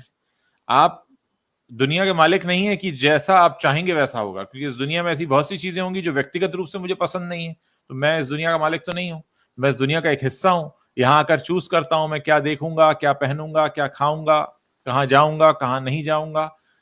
तो वो जिम्मेदारी तो हमारी है। लेकिन हाँ, एट द सेम टाइम अगर कोई एक ऐसी चीज आती है जो, जैसा कि ये हमने डिस्कस किया कि रणवीर इलाहाबादिया क्योंकि पॉपुलर हैं, उन्होंने वो लाइन उठाई, अगर हम इस लाइन को सुनकर चुप रह जाते हैं तो अंदर कुछ कचोटता है, कुछ है जो हमसे कहता है, हुंकार मारता है कि ये क्या है। मैं आपको बिल्कुल व्यक्तिगत बात बता रहा हूं। मैंने आज लंच करने के बाद कम से कम 1.5 घंटे का लाइव किया और मुझे ऐसा लगा कि अगर मैं अपने प्लेटफॉर्म पर आकर बात नहीं करता हूं तो मेरा मेरा ये प्लेटफॉर्म पर होना बेकार है, मेरा पत्रकार होना बेकार है, मेरा कंटेंट क्रिएटर होना बेकार है, मेरा सोशल मीडिया पर एक्टिव होना बेकार है अगर मैं इस पर बात नहीं कर सकता। और उस वीडियो को करते वक्त, लाइव को करते वक्त मेरे मन में ये विचार नहीं था कि कितने लोग देखेंगे, कितने लोग कमेंट करेंगे। वो मुझे मेरी रिस्पॉन्सिबिलिटी लगी। मुझे लगा कि नहीं, मैं तो अपनी रिस्पॉन्सिबिलिटी को पूरा करूं कि ये गलत अगर हो रहा है तो मैं आकर इसको बोलूं। वो भाव था। तो अगर ये भाव भी है कि गलत के प्रति आवाज उठाने का, तो मुझे लगता है कि वो एक सही दिशा में कदम है। कितना हम रोक पाते हैं, किस तरह से रोक पाते हैं, रोक भी पाते हैं कि नहीं रोक पाते हैं, वो तो अपने कंट्रोल के बाहर है। लेकिन कम से कम अपना फर्ज तो निभा सकते हैं, अपनी ड्यूटी तो पूरी कर सकते हैं। मुझे लगता है कि आज की जो परिचर्चा है उसका मकसद भी ये था, लोगों को ये एहसास दिलाना कि आसपास अगर कुछ गलत हो रहा है तो कम से कम उस पर बात तो हो। क्योंकि अगर बात ही नहीं होगी तो फिर उसके बाद तो कुछ नहीं होगा। कम से कम बात तो हो। बिल्कुल। देखिए, जी प्लीज। जो गलत हो रहा है उस व्यक्ति ने किसी इंडिविजुअल से तो कहा नहीं, या जो सामने था उसने कोई थाने में जाके रिपोर्ट तो लिखवाई नहीं कि मुझसे बोला। लेकिन बहुत सारी चीजें जो होती वो सोसाइटी के प्रति गलत हो जाती। यस। किसी का नाम नहीं लिया, किसी से कहा नहीं, बट वो जब सोसाइटी में आती तो वो गलत हो जाती, क्योंकि उससे बहुत सारे लोग प्रभावित हो रहे हैं, सीधे सीधे तौर पर नहीं, लेकिन वो अपने मन में, अपने दिमाग में उसका कोई इंप्रेशन तो ले ही रहे हैं। तो ये गड़बड़ तो है। और रोका तो देखिए नहीं जा सकता किसी भी चीज को। अगर इस चीज, जैसा आपने कहा ना कि इस दुनिया का मालिक मैं नहीं हूं, और अगर कोई मालिक होता तो शायद ये संभव हो पाता, क्योंकि ये दुनिया यहां तक आ ही इसलिए सकी है क्योंकि इसको पूरी ताकत से विरोध करने के बावजूद आगे बढ़ने को कोई रोक नहीं पाया इंसान के जो तरक्की हो रही है किसी भी दिशा में। वरना तो बहुत सारे लोग रहे हैं समय समय में जिनके स्वार्थ रहे कि यार फला चीज ना हो, ढिका चीज ना हो, चाहे अच्छी हो बुरी हो, वो रोक चुके होते। इसको आप रोक नहीं सकते। इसमें एक और मुद्दा जो ये समझ में आता है मुझे, पेरेंटिंग का मुद्दा।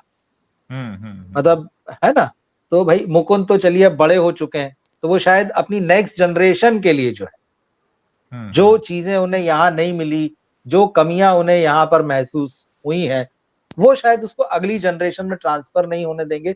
उसको ज्यादा बेहतर ढंग से गाइड करेंगे, उसको बेहतर ढंग से प्रोटेक्ट करेंगे। तो ये पेरेंटिंग भी एक इशू है, और पेरेंटिंग बड़ा इशू है, क्योंकि अब हर घर में नेट है। मतलब कोई ऐसा घर नहीं होगा जहाँ इंटरनेट नहीं है। मोबाइल में सबके मोबाइल भी, पानी और ऑक्सीजन के बाद नेट ही होता है घर में। बिल्कुल। तो अब जब वो चीज है तो आपको उसका इस्तेमाल करना सीखना हो, बस ये है। आप ये नहीं कह सकते कि अब मैं इंटरनेट काट देता हूं, तो आप नेट के साथ फिर बहुत सारी चीजें काट देंगे। वो तो जीवन का आपको हिस्सा उसका इस्तेमाल सीखना। हाँ, तो बस वही तरीका है। डिबेट का भी वही है कि हम उसके द्वारा जो है, अगर कोई सही रास्ता निकल सकता है, अवेयरनेस फैल सकती है। कोई रास्ता ना भी निकले तो एटलीस्ट अब लोग अलर्ट तो हो रहे हैं। अच्छा, तो ऐसी बातें आ रही है इस मतलब हमारे घर में भी बच्चे हैं, आपके घर में भी हैं, तमाम। अच्छा, तो बच्चे इस तरह की बात कर रहे हैं, तो अब जब अलर्ट हो गए तो एटलीस्ट कम से कम उनको समझा तो सकते हैं कि इसमें ये सही है, ये गलत है, ऐसे करना, ऐसे नहीं करना। देखिए, हर पीढ़ी जो है अपने हिसाब से बड़ी होती है। हम लोगों ने बहुत सारी वो चीजें की, बहुत सारी वो चीजें बोली जो शायद हमसे पहले की जो पीढ़ी थी उसको फूटी आंख बर्दाश्त नहीं होती। बिल्कुल। लेकिन हमने की, हमने कहा, हमने लिखा, हमने पढ़ा। हमारे जमाने में मुझे याद है उपन्यास पढ़ना भी बुरा मान लिया जाता था कि तुम उपन्यास पढ़ रहे हो। मतलब मुझे वो समय याद है कि उपन्यास पढ़ने पर टोका जाता है कि नॉवेल पढ़ रहे हो, ये क्या मतलब बात है। कहानी बहुत सोच समझ कर पढ़ी जाती, कौन सी किताब पढ़ रहे हैं। लेकिन हमने सब पढ़ा, सब देखा। लेकिन वही है, आपको अपनी लिमिट्स तय करनी होगी, आपको अपनी समझ विकसित करनी होगी। आपके आसपास जो है, आप अगर उनको भी समझा सकें, उनको भी बता सकें, तो रोक तो कोई नहीं पाएगा, ये बात पक्की है। और हो सकता है कि 2-4 दिन में ये चीजें खत्म हो जाए, फिर से जो है रणवीर अलाहाबादिया और समय रैना का शो जैसा है वैसे ही चलता रहे, नए एपिसोड बनाए, नई बातें करे। इससे ज्यादा शॉकिंग तो ये एक शॉक ऑब्जर्वर की तरह ये लेवल आ गया है कि भाई अब इससे ऊपर का देना, इससे नीचे का तो चल जाएगा, इस लेवल का भी चल जाएगा। तो समझ पैदा करना पड़ेगी जी। हाँ, ये शॉक ऑब्जर्वर्स हैं नए नए। उपन्यास का आपने जिक्र किया तो मुझे याद आया कि कॉमिक्स जब नए नए आए थे तो लोगों ने कहा कि भाई कॉमिक्स मत पढ़ने दो बच्चों को, क्योंकि इससे उनकी कल्पना शक्ति जो है, इमेजिनेशन पावर, वो खत्म हो जाएगी। क्योंकि जब हम कहानी सुनाते हैं और कहते हैं घने जंगल में एक हिरन दौड़ा जा रहा था, तो मैं एक इमेजिनेशन आता है कि अच्छा घना जंगल कैसा होगा, हिरन कैसा होगा, वो दौड़ रहा होगा तो कैसा होगा। और कॉमिक में ये होता था कि सारे चित्र बने होते थे, तो ये भी कहा गया। तो देखिए समय समय पर चीजें आई हैं सोसाइटी में, नई इंट्रोड्यूस हुई हैं, और जब नई इंट्रोड्यूस हुई हैं तो लोगों ने कहा है कि भाई इससे ये नुकसान है, ये ऐसा हो सकता है, वैसा हो सकता है। वो तो हो गई चलिए एक अलग पैटर्न पर, लेकिन मैं इस बात को तो पूरे विश्वास के साथ कह सकता हूं कि जिस तरीके का जोक, ये सो कॉल्ड जोक, मतलब जोक भी नहीं, गंदी लाइन, फूहड़ लाइन, ये तो कभी भी हमारे मनोरंजन का कारण मुझे नहीं लगता कि ये बन पाएगी, क्योंकि जिस हाँ जी एक चीज जी मतलब हमारी जो हाँ एंटरटेनमेंट इंडस्ट्री है, इसको भी चलिए उसी कैटेगरी में रख लेता हूँ। और इन पर हाँ हाँ सबसे खराब आरोप यही लगता है कि हर चीज की हाँ नकल करते हैं। तो हाँ यहाँ भी ये ओरिजिनल नहीं ला पाए, मतलब कमाल की हाँ बात है। हाँ हाँ हाँ यहाँ भी आप नकल ही उठा के लाए हो, यहाँ भी आप हाँ ट्रांसलेशन ही लेके आए एग्जैक्टली हो। क्या हाँ हाँ मतलब हाँ है भाई, ओरिजिनल तो नहीं है भाई कुछ भी। हाँ। ऊपर से खाली हो चुका है मामला सर, फिर से यहाँ भी ये बात साबित हुई है। सद्बुद्धि यह है दे सबको, मैं यही लाइन कहकर आज का बिल्कुल। शो मैं ओवर करना चाहूंगा। बहुत बहुत शुक्रिया मुकुंद आपका कानपुर से हमारे साथ जुड़ने के लिए। रवि जी आपका भी बहुत बहुत शुक्रिया, और दर्शकों का भी थैंक यू शुक्रिया जो विनोद हमारे जी। साथ बने रहे। एक ही रिक्वेस्ट मैं हमेशा करता हूं, अगर हमारी बातचीत आपको पसंद आती है इसे शेयर करें, नीचे कमेंट करें, आप जहां से भी जुड़ते हैं अपने नाम के आगे शहर का नाम जरूर लिखा करें। साथ ही अगर आप नए लोगों को हमारे साथ जोड़ेंगे तो हमें प्रोत्साहन मिलेगा, ताकि हम और भी ऐसे वीडियोज और भी ऐसे कंटेंट बना पाएंगे, और हर वो आवाज जो बहुत जरूरी है उसे उठा पाएंगे। बहुत बहुत शुक्रिया मुकुंद और रवि जी आपका भी। Thank you. शुक्रिया उज्जवल जी, थैंक यू थैंक यू। शुक्रिया Mukund, thank you. Thank you for having me.